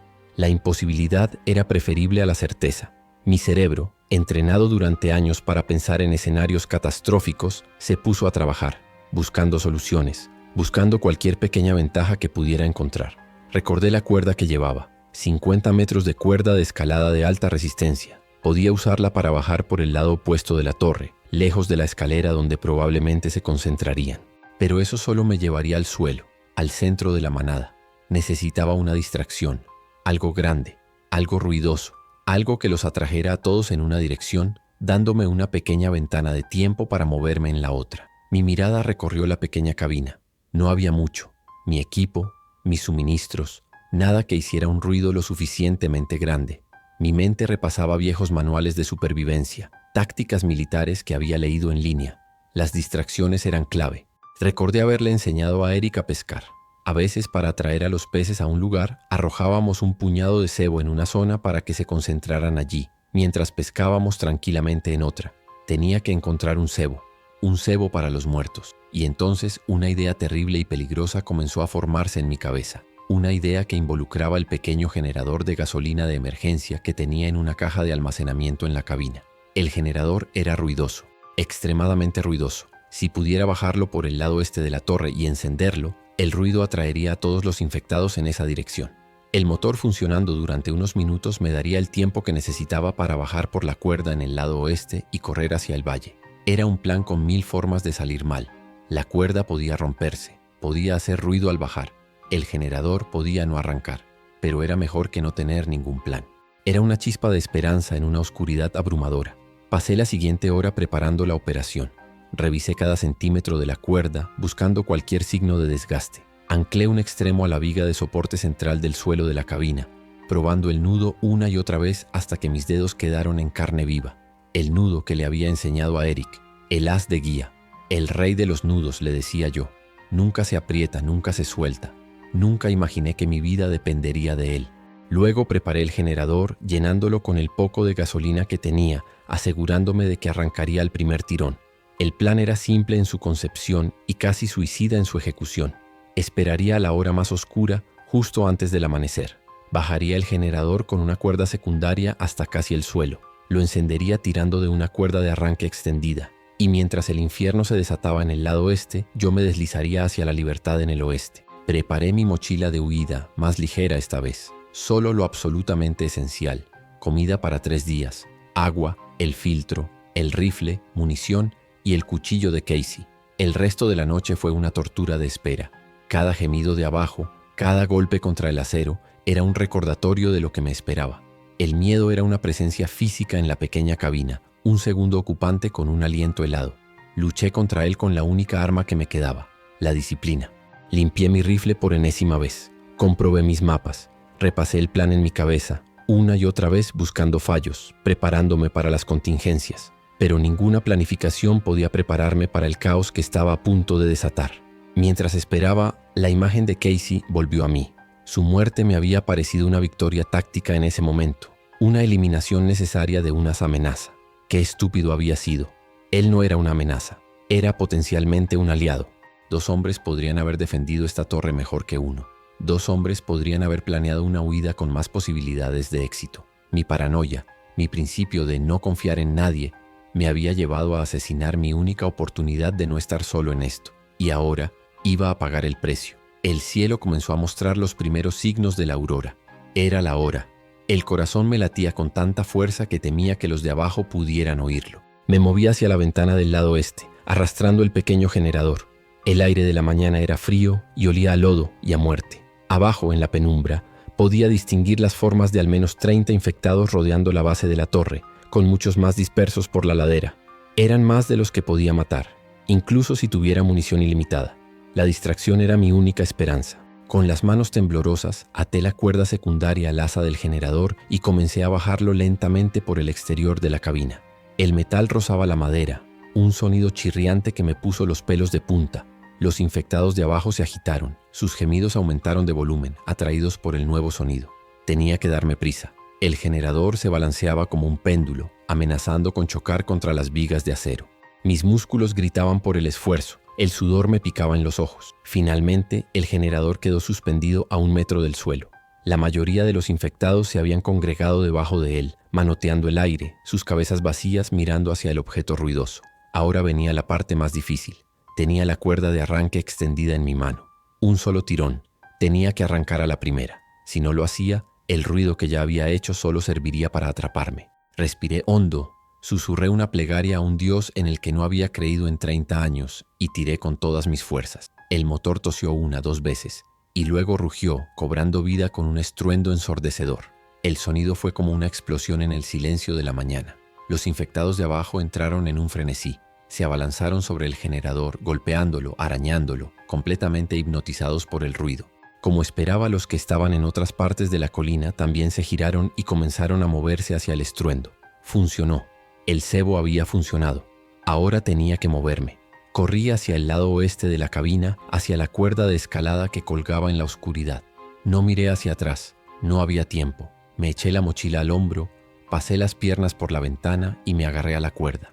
Por un segundo me quedé colgado a 40 metros del suelo, con un ejército de muertos debajo de mí y el rugido de un motor a mi lado. Toda mi vida se había reducido a este momento, a la fuerza de mis manos y a un nudo que le enseñé a mi hijo en un día soleado junto al río. Comencé a descender en rappel, mis pies apoyados en las vigas de acero, dejando que la cuerda se deslizara por mis guantes. El ruido del generador cubría cualquier sonido que pudiera hacer. Abajo, en el lado oeste, solo quedaban unos pocos infectados rezagados que aún no se habían unido al frenesí del otro lado. Aterricé en el suelo con un impacto que me recorrió las rodillas. Me solté de la cuerda y desenvainé mi cuchillo. No podía arriesgarme a un disparo. El primer infectado se giró hacia mí, su mandíbula colgando. No le di tiempo a reaccionar. Me abalancé sobre él, hundiendo el cuchillo de Casey en la base de su cráneo con un crujido húmedo. El segundo estaba a unos metros de distancia. Corrí hacia él antes de que pudiera emitir un sonido de alarma, repitiendo el movimiento. Era un trabajo brutal, íntimo, muy diferente a la distancia limpia de un rifle. El olor a podrido era abrumador. La sangre fría y espesa salpicó mi mano. Liberé el camino. Delante de mí se extendía el valle de lodo, y más allá, mi objetivo, la cresta sur. El rugido del generador a mi espalda era la banda sonora de mi huida. Sabía que no duraría mucho. O se quedaría sin gasolina o los muertos lo destrozarían. Tenía, en el mejor de los casos, unos minutos. Sin mirar atrás, empecé a correr. Corrí como no lo había hecho en años, mis pulmones ardiendo, mis piernas hundiéndose en el fango, hacia la incierta seguridad del otro lado del Valle de la Muerte. La torre, mi hogar y mi prisión se encogían a mis espaldas. Miré hacia atrás por una fracción de segundo. La escena era apocalíptica. Docenas de infectados se arrastraban unos sobre otros. Una pirámide de cuerpos retorciéndose alrededor del generador rugiente. Había desatado el caos para escapar del caos, y ahora estaba solo en campo abierto, con el sol saliendo para revelar todos los horrores que el agua en retirada había dejado al descubierto. La huida no había terminado, acababa de empezar. El lodo era un enemigo en sí mismo. Me succionaba, ralentizaba cada paso hasta convertirlo en una agonía. Caí varias veces cubriéndome de la suciedad fétida. Cada vez me levantaba escupiendo barro y maldiciones y seguía adelante. El sonido del generador empezó a flaquear, a toser. Se estaba muriendo. Y con él, mi distracción. El coro de gemidos que había estado enfocado en un solo punto pronto se dispersaría de nuevo. Y yo estaba justo en medio de su campo de caza. Vi los primeros cuerpos de la inundación de cerca, gente que conocía. El cartero, una de las profesoras del instituto. Sus rostros estaban pálidos e hinchados, sus ojos vacíos mirando al cielo gris. Tuve que apartar la vista, concentrarme en poner un pie delante del otro. El dolor por los muertos es un lujo. El único deber para con ellos es no unirse a su número. Así que seguí corriendo, dejando atrás los fantasmas de mi antiguo pueblo, uno por uno. El generador se detuvo. El silencio que siguió fue repentino y pesado como una manta. Y luego, el murmullo de los muertos volvió a llenar el aire, pero esta vez estaba desorganizado, confuso. Se estaban dispersando. Me lancé detrás de los restos de un coche volcado, con el corazón en la garganta. La ventana de oportunidad se había cerrado. A partir de ahora, cada metro que avanzara sería una apuesta contra los ojos y los oídos de un centenar de monstruos. Estaba a mitad de camino, atrapado en tierra de nadie. Desde mi cobertura, observé a la horda que había dejado atrás. Se estaban alejando del generador silencioso, algunos volviendo a deambular sin rumbo. Otros parecían estar olfateando el aire, sus cabezas moviéndose, buscando un nuevo estímulo. ¿Me habían visto? ¿Podían oler mi sudor, mi miedo? No lo sabía. Solo sabía que estaba expuesto y que la cresta sur parecía estar a 1.000.000 de kilómetros de distancia. El plan me había sacado de la torre, sí, pero me había arrojado directamente a la boca del lobo. El silencio del generador fue reemplazado por el latido de mi propia sangre en mis oídos. Agachado detrás del coche oxidado, me convertí en una estatua de barro y miedo. Observé a la horda. Estaban desorientados, un enjambre de avispas sin reina. Algunos volvieron a su deambular sin rumbo, pero otros, los más cercanos, parecían escuchar. Sus cabezas se inclinaban como perros intentando localizar un sonido lejano. Sabía que el más mínimo ruido, el roce de una tela, el chasquido de una rama bajo mi bota, los atraería hacia mí como el hierro a un imán. Mi única arma ahora era el silencio. Mi única defensa era la invisibilidad. El viaje a través del valle no podía ser una carrera. Tenía que ser una procesión fúnebre, un movimiento lento y deliberado de una tumba a otra. Mi primer objetivo era un tractor volcado a unos 30 metros. Esperé a que el infectado más cercano me diera la espalda y me moví, agachado, mis pies haciendo el menor ruido posible en el lodo blando. Cada paso era una negociación con la catástrofe. Me tomó 5 minutos agónicos cubrir esos 30 metros. Me deslicé detrás del tractor, mi espalda presionando contra el metal frío y fangoso, y contuve el aliento hasta que mis pulmones ardieron. 1 menos, 100 más por recorrer. El paisaje era una sopa surrealista de los restos de mi mundo. Juguetes de niños medio enterrados en el fango, libros hinchados por el agua, fotografías familiares pegadas a trozos de pared. Cada objeto era el fantasma de una vida normal. En un momento dado tuve que pasar por encima de lo que había sido el tejado de una casa.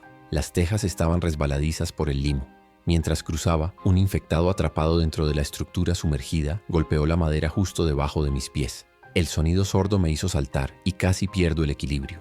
El valle no solo era un cementerio, era una trampa llena de muertos vivientes. La tensión era un torniquete en mi mente, apretando cada vez más, cortando el flujo de cualquier pensamiento que no fuera la supervivencia inmediata. El siguiente refugio, el siguiente movimiento, la posición del enemigo. Mi mundo se había reducido a un radio de 50 metros. El pasado no existía. El futuro era el siguiente trozo de cobertura. Era la forma más pura de existencia, una en la que cada segundo se ganaba, no se daba por sentado.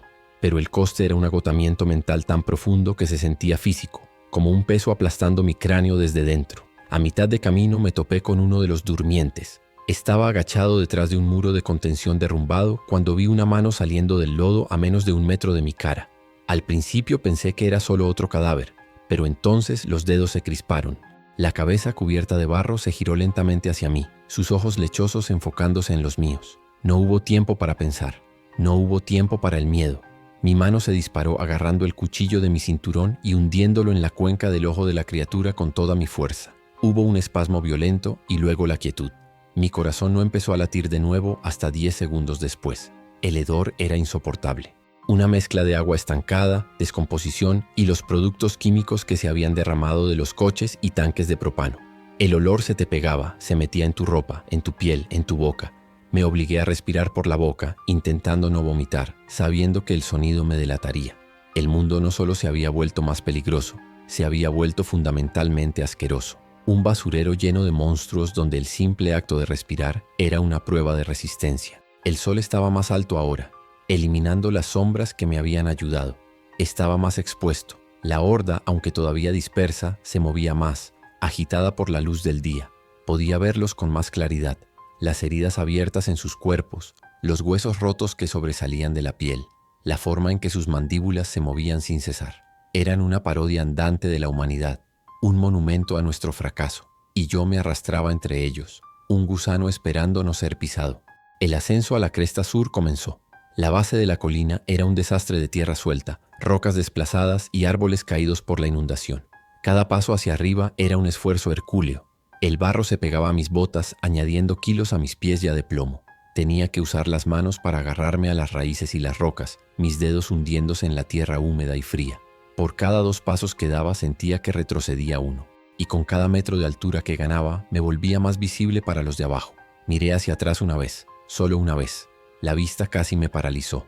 Desde esta nueva perspectiva podía verlos a todos. Estaban esparcidos por todo el fondo del valle, como insectos en una placa de Petri. Algunos seguían deambulando, pero un número alarmante se estaba congregando lentamente en la base de la colina que yo estaba subiendo, atraídos por el leve ruido de mi ascenso o quizás por un instinto primordial de buscar terreno elevado. Ya no eran una amenaza dispersa, se estaban convirtiendo en una marea que subía detrás de mí. El pánico me lamió los talones, una llama fría que amenazaba con consumirme. Quería gritar, quería rendirme, sentarme y esperar el final. Pero entonces la cara de Eric apareció en mi mente. No la cara asustada de un niño, sino la cara concentrada que ponía cuando intentaba hacer un nudo difícil. La frustración dando paso a la determinación. No estaba haciendo esto por él, no realmente. Él se había ido. Lo estaba haciendo por el hombre que él creía que yo era. El padre que podía arreglar cualquier cosa. Y no podía fallarle. No ahora. Encontré un ritmo. 3 puntos de apoyo en todo momento. Probar cada agarre antes de poner mi peso. Ignorar la quemazón en mis músculos. Ignorar el coro de gemidos que crecía en volumen debajo de mí. Me convertí en una máquina de escalar. Mi único propósito era ganar altura. El mundo se redujo de nuevo. Esta vez a la sección de ladera directamente frente a mí. La roca, la raíz, la tierra. Eso era todo lo que importaba. 1 metro, luego otro. La supervivencia medida en centímetros. A unos 30 metros de altura, vi una sombra en la pared de roca a mi derecha. Una grieta oscura, una pequeña cueva o un saliente, apenas lo suficientemente grande para una persona. No era mi destino final, pero era un santuario, un respiro. Con las últimas fuerzas que me quedaban, me desvié de mi camino, trepando lateralmente hasta que pude meter la mano en la oscuridad y sentir la roca sólida en el interior. Me arrastré dentro, mis piernas temblando tan violentamente que apenas podían sostenerme. Me derrumbé en el suelo de la pequeña cueva, mi pecho subiendo y bajando en espasmos. El sonido de mi propia respiración jadeante era el único sonido en el pequeño espacio. Estaba fuera de la vista. Estaba por el momento a salvo. El alivio fue tan abrumador que me hizo sentir mareado. Por primera vez desde que dejé la torre, el peligro inminente de ser devorado vivo había retrocedido, aunque solo fuera unos metros. Me permití cerrar los ojos, solo por un segundo. Cuando los abrí, me asomé cautelosamente por el borde de la cueva. La vista era aterradora y extrañamente hermosa. Podía ver todo el valle, el nuevo lago Cumberland brillando bajo el sol de la mañana y el ejército de los muertos moviéndose lentamente por debajo. Eran docenas, quizás más de 100, ahora reunidos en la base de mi colina, sus rostros vacíos mirando hacia arriba, sus cuerpos tropezando y empujándose unos a otros. Había escapado por los pelos. En el suelo de la cueva, mi mano tocó algo que no era roca. Era un trozo de tela podrida, una vieja mochila. Alguien había estado aquí antes, quizás hace mucho tiempo, un excursionista, o quizás más recientemente. La abrí con cuidado. Dentro había un cuaderno empapado, sus páginas fusionadas en un bloque de pulpa ilegible, y una pequeña brújula de latón. Estaba oxidada y la aguja estaba atascada, pero era un signo, un eco de otra persona que había buscado refugio en este mismo lugar. No estaba tan solo en la historia como pensaba. La brújula rota se sentía pesada en mi mano, un símbolo perfecto para mi situación, un instrumento de dirección que ya no funcionaba en un mundo que había perdido el norte. Aún así me la guardé en el bolsillo. Era un recordatorio de que otros habían luchado, otros habían intentado navegar por este infierno. No sabía si lo habían logrado, pero el intento era lo que importaba. El rechazo a rendirse, el acto de buscar un camino, incluso cuando todos los mapas eran inútiles. La adrenalina que me había mantenido en marcha se desvaneció, y el agotamiento me golpeó como una pared de ladrillos. Cada músculo de mi cuerpo gritaba de dolor. Tenía cortes y magulladuras por todas partes. Mi mente estaba vacía, quemada por horas de tensión ininterrumpida. Sabía que debía comer, beber, pero el esfuerzo de abrir mi mochila parecía monumental. Me apoyé contra la pared trasera de la cueva, el frío de la piedra filtrándose a través de mi ropa, y me deslicé hacia una inconsciencia temblorosa. Mi sueño fue un torbellino de imágenes febriles. El rostro de Casey junto al fuego, la mano saliendo del lodo, el interminable coro de gemidos. Me desperté con un sobresalto, con el corazón desbocado sin saber dónde estaba. El sol se había movido y la luz que entraba en la cueva era ahora de un tono anaranjado de la tarde. Había dormido durante horas, un sueño pesado, sin descanso, que me había dejado más cansado que antes, pero todavía estaba vivo. El primer y más importante dato del día. Me obligué a beber agua y a comer la mitad de una barra de proteínas. La comida era insípida, pero sentí como una pequeña cantidad de energía volvía a mis miembros. Afuera, el coro de los muertos continuaba. No se habían ido. Estaban esperando. O más exactamente, estaban allí, sin esperar nada, simplemente existiendo. Y su existencia hacía de mi refugio una prisión. No podía bajar, solo podía subir. Pero la idea de volver a esa pared de roca resbaladiza hacía que mis músculos se contrajeran de protesta. Pasé el resto de la tarde observando, estudiando a la horda. No había inteligencia en sus movimientos, solo un instinto gregario. Seguían el sonido, el movimiento y a veces, simplemente se seguían unos a otros en patrones circulares sin sentido. Eran predecibles en su imprevisibilidad, pero su número era su mayor arma. Podía matar a 10, a 20, pero eventualmente me quedaría sin balas, sin energía. La confrontación directa era un suicidio. La única forma de ganar era no jugar su juego. Cuando la oscuridad comenzó a caer, una nueva sensación se apoderó de mí. No era miedo ni agotamiento, era una profunda y abrumadora soledad. En la torre había estado solo, pero era una soledad elegida, una soledad fortificada. Aquí, en esta grieta en una roca rodeado de monstruos, la soledad era diferente. Era una soledad de abandono. Era la sensación de ser la última célula viva en un cuerpo muerto, una anomalía en un mundo que ya no tenía lugar para mí. Me encontré hablando con Eric en susurros. Le contaba sobre la escalada, sobre la cueva. Le pedía disculpas por no estar allí. Las palabras eran huecas, absorbidas por la piedra fría, pero necesitaba decirlas. Necesitaba fingir que había alguien escuchando. Era una vieja táctica de supervivencia de la que había leído. Crear un compañero imaginario para mantener la mente intacta. Pero mi compañero no era imaginario, era un fantasma, y su presencia era tanto un consuelo como una tortura. La noche trajo consigo el frío, un frío húmedo que se metía en los huesos. Me envolví en mi saco de dormir, pero no sirvió de mucho. El temblor volvió.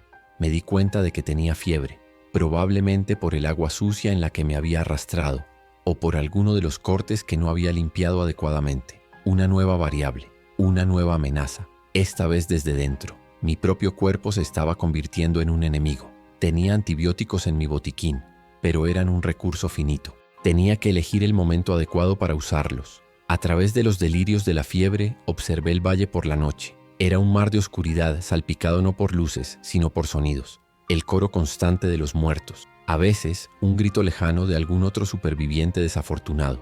A veces, el sonido de disparos, seguido de un frenesí de gemidos. Había otros ahí fuera, luchando, muriendo, y yo estaba aquí, escondido en un agujero en una roca, temblando y hablando con mi hijo muerto. Me pregunté cuál de nosotros era el verdadero loco. La fiebre me hizo recordar.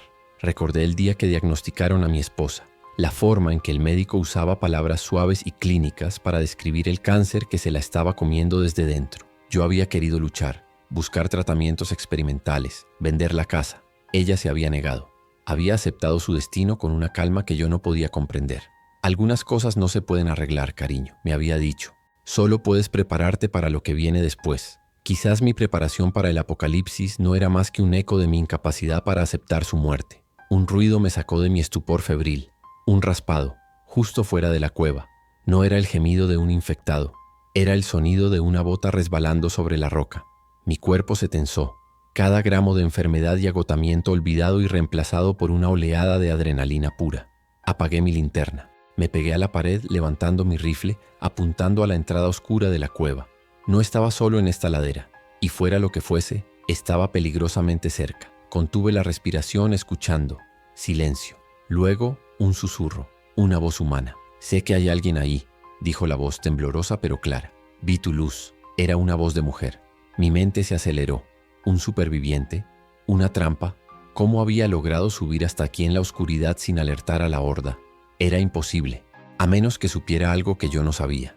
Mi dedo se tensó en el gatillo. La soledad que tanto me había atormentado momentos antes se había transformado en el terror primordial del contacto humano. «No voy a hacerte daño», continuó la voz. Estoy atrapada. Por favor, solo necesito ayuda. Las súplicas, las mismas que había oído de la pareja en el pozo, las mismas que había ignorado. Pero esta vez era diferente. Estaba fuera de mi fortaleza. Estaba débil, enfermo. La dinámica de poder había cambiado. Ya no era el guardián de la ciudadela. Era solo otro refugiado temblando en un agujero. Y la decisión que tomara ahora, la de responder o permanecer en silencio, podría significar la diferencia entre la vida y la muerte, no solo para ella, sino también para mí. No respondí. El silencio era mi escudo. El silencio había sido mi aliado durante días. Si no me movía, si no hacía ruido, quizás se iría.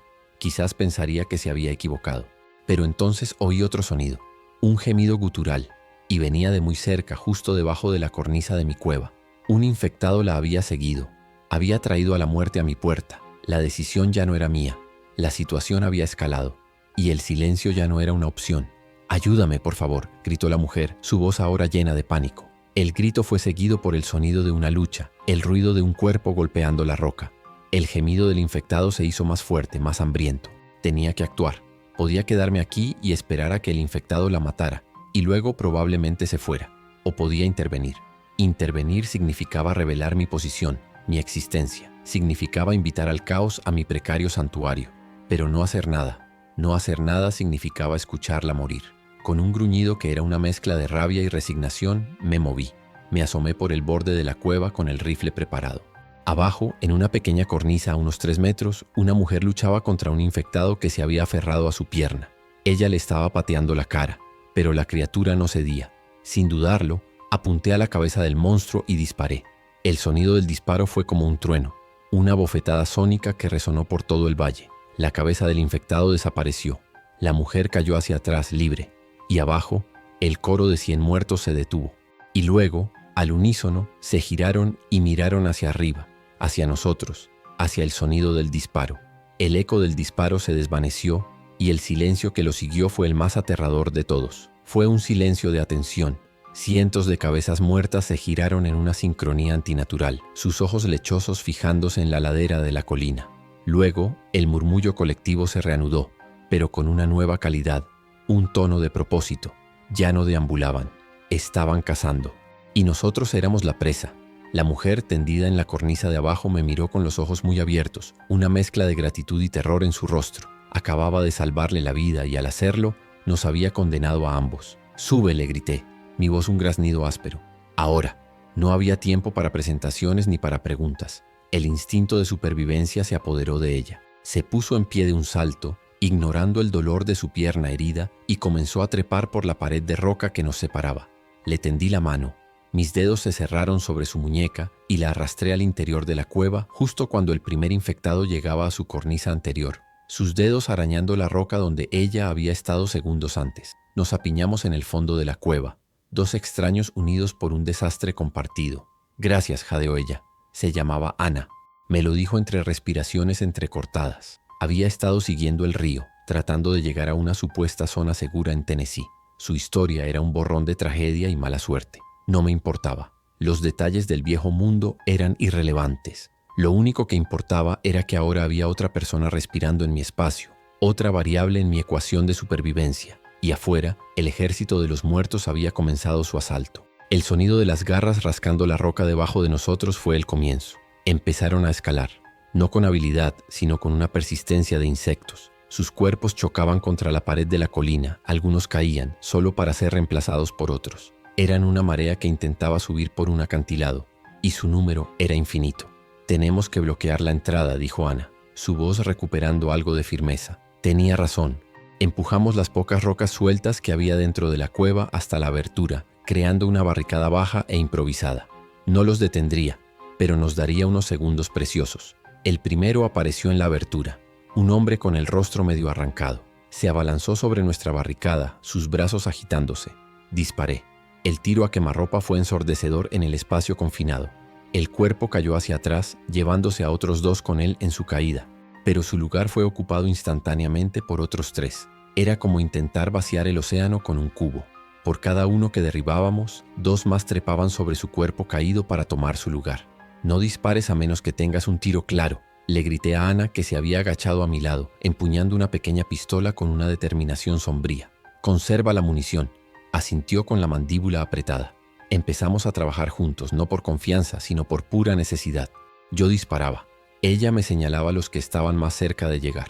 Nos movíamos con una eficiencia desesperada. 2 engranajes en una máquina de matar que sabíamos que estaba destinada a romperse. Las horas se desdibujaron en una pesadilla de pólvora, sudor y el hedor de los muertos. La barricada no sirvió de nada. Tuvimos que abandonarla y retroceder al fondo de la cueva. La abertura se convirtió en un escenario de horror. Un flujo constante de cuerpos retorciéndose y gimiendo que intentaban entrar. Disparábamos, pateábamos, empujábamos, usando las culatas de nuestras armas cuando se acercaban demasiado. Estábamos defendiendo un agujero en una roca contra el fin del mundo. Y estábamos perdiendo. Fue entonces, en medio del caos, cuando me di cuenta de la verdadera naturaleza de la horda. Estaba observando cómo intentaban subir la última sección casi vertical para llegar a nosotros. Los de abajo no esperaban a que los de arriba cayeran. Simplemente trepaban sobre ellos. Los cuerpos de los que yo había matado y que habían caído en la cornisa de abajo se convirtieron en un escalón. Los vivos trepaban sobre los muertos, sus pies aplastando rostros y pechos para ganar unos centímetros. Estaban construyendo una escalera hecha de sus propios cadáveres. Se están usando a sí mismos, dije, más para mí que para Ana. Ella me miró sin entender al principio. Luego siguió mi mirada y un jadeo de horror se escapó de sus labios. La pila de cuerpos debajo de nosotros estaba creciendo. Lo que había sido una caída de 3 metros era ahora de 2, y seguía subiendo. No eran un ejército, eran un material de construcción, una fuerza geológica de carne muerta que podía remodelar el paisaje para alcanzar su objetivo. No podíamos ganar. Luchar contra ellos de esta manera era como luchar contra la erosión. Nos queda un cargador cada uno, dijo Ana, su voz apenas un susurro. La miré. Su rostro estaba manchado de pólvora y sangre, pero sus ojos estaban claros. No había pánico en ellos, solo una terrible aceptación. Había llegado el final del camino. Podíamos morir aquí, en esta cueva oscura y apestosa, o podíamos intentar algo más, algo imposible. Miré hacia arriba, hacia el techo de la cueva. Había una fisura, una chimenea estrecha que subía hacia la oscuridad. Hay que subir, dije. Es la única salida. El plan era más una oración que una estrategia. Teníamos que usar los últimos cartuchos para crear una pequeña ventana de tiempo, una pausa en el asalto y luego intentar escalar por esa chimenea antes de que nos alcanzaran. Sería una escalada a ciegas en la oscuridad sin saber a dónde llevaba, pero era mejor que la certeza de ser despedazados aquí abajo. Ana asintió. No había nada más que decir. El acuerdo se selló en el silencio, con el sonido de los muertos arañando la roca a pocos metros de distancia. Ahora, grité. Nos levantamos y vaciamos nuestros cargadores en la masa de cuerpos que obstruía la entrada. El ruido fue apocalíptico. Los cuerpos cayeron, se retorcieron, creando un atasco momentáneo de carne muerta. Fue suficiente. Le hice un gesto a Ana para que subiera primero. Vamos, vamos. Le di un impulso, y ella encontró un primer agarre en la chimenea y comenzó a subir, sus pies luchando por encontrar apoyo en la roca resbaladiza. Me giré para cubrirla, mi pistola ahora vacía. Cogí la palanca de hierro que había llevado conmigo desde la carretera. El primer infectado que se arrastró sobre la pila de sus compañeros se encontró con el acero. Le aplasté el cráneo con un golpe salvaje. Luego otro y otro. Era una furia primitiva, la última resistencia de un animal acorralado. Pero eran demasiados. Me agarraron de las piernas, de los brazos. Sus dientes chasquearon a centímetros de mi cara. «Toma mi mano», gritó Ana desde arriba. Miré hacia arriba. Estaba a unos metros, con el brazo extendido hacia mí. Con una última oleada de adrenalina, me liberé de los que me sujetaban, pateando y golpeando, y salté, agarrando su mano. Sus dedos se cerraron sobre los míos con una fuerza sorprendente. Me arrastró hacia arriba, fuera del alcance de las manos que se agitaban, justo cuando la primera docena de infectados inundaba el suelo de la cueva. Estábamos en la chimenea, nuestros cuerpos apretados en el espacio estrecho. Abajo, los infectados se arremolinaban, mirándonos, gimiendo de frustración. Empezaron a intentar subir, trepando unos sobre otros de nuevo, formando una columna de cuerpos que se retorcían. No teníamos tiempo. «Sigue subiendo», jadeé. Y así lo hicimos. Escalamos en la oscuridad usando cada grieta, cada saliente como un regalo, mientras la torre de muertos subía detrás de nosotros. La chimenea se abrió a otra cornisa, más ancha y más expuesta que la cueva. Salimos a trompicones, tosiendo y jadeando, y nos derrumbamos en el suelo. Estábamos vivos. Estábamos a unos 20 metros por encima de la cueva. Por un momento una sensación de victoria casi histérica se apoderó de mí. Lo habíamos logrado. Habíamos escapado. Pero entonces miré hacia abajo. La escena era una de las visiones del infierno de Dante. La pila de cuerpos que salía de la boca de la cueva seguía creciendo. Los infectados no se habían rendido. Estaban creando una rampa, un puente de carne, para superar el obstáculo de la pared de roca. No tardarían mucho en llegar a nuestra nueva posición. No habíamos escapado, solo habíamos comprado unos minutos, a un coste terrible en munición y energía. Me arrastré hasta el borde de la cornisa y miré al otro lado del valle. Vi la torre de vigilancia, ahora silenciosa y solitaria. Vi la colina donde había matado a Casey. Parecía una vida atrás. Había cambiado tanto en tan poco tiempo. El hombre que se escondía solo, que creía que la desconfianza era la máxima virtud, había muerto en esa cueva. Se había visto obligado a confiar, a cooperar, a depender de otra persona para sobrevivir. Y a pesar de todo, el resultado era el mismo. La muerte seguía subiendo. Ana se sentó a mi lado. No dijimos nada. No había nada que decir. Ambos estábamos viendo la misma verdad aterradora. Observamos cómo la marea de carne muerta se arrastraba inexorablemente por la ladera, cubriendo la distancia que nos separaba con una lentitud de pesadilla. Eran una fuerza de la naturaleza, como el agua de la inundación. No se les podía detener, no se les podía derrotar, solo se podía intentar mantenerse por encima de ellos. Mi pequeña y sombría realización llegó en ese momento con una claridad fría y desoladora. Este era el nuevo mundo. No era una prueba temporal, una crisis que pasaría. Los infectados no eran el problema, eran el nuevo ecosistema, eran el suelo, el agua, el aire. Y nosotros, los supervivientes, no éramos guerreros luchando para recuperar nuestro mundo. Éramos solo excursionistas intentando escalar una montaña que crecía constantemente bajo nuestros pies. Saqué la cámara por última vez. La batería parpadeaba en rojo. No sabía por qué. Quizás para registrar el final. Apunté la lente no a mi cara, sino al valle, a la horda que se acercaba. No se trata de ganar, susurré, las palabras destinadas a nadie y a todos. No hay victoria, solo hay terreno más alto, y la esperanza de que cuando llegues allí todavía quede un lugar donde poner los pies. Ana sacó un cuchillo de su bota, miró la horda, luego me miró a mí, y luego a la pared de roca que se elevaba sobre nosotros. Asentí. Era la única respuesta que quedaba. No el final, sino el siguiente paso. Siempre el siguiente paso. Nos pusimos de pie, nuestras espaldas contra la pared de la montaña y miramos hacia arriba. La roca era escarpada, casi sin agarres, pero teníamos que intentarlo, porque la alternativa era ser absorbidos por la marea. El primer infectado se asomó por el borde de la cornisa de abajo. Su gemido fue un saludo y una sentencia. No le disparamos, no teníamos con qué. Simplemente le dimos la espalda y empezamos a escalar de nuevo, hacia la incierta seguridad de una altura aún mayor. No sabía si lo lograríamos. No sabía qué encontraríamos si lo hacíamos. Solo sabía que el pasado había sido ahogado y el futuro se medía ahora en el espacio entre un agarre y el siguiente. La cámara siguió grabando, apoyada en la cornisa, capturando la horda que inundaba nuestro último refugio hasta que la batería finalmente se agotó.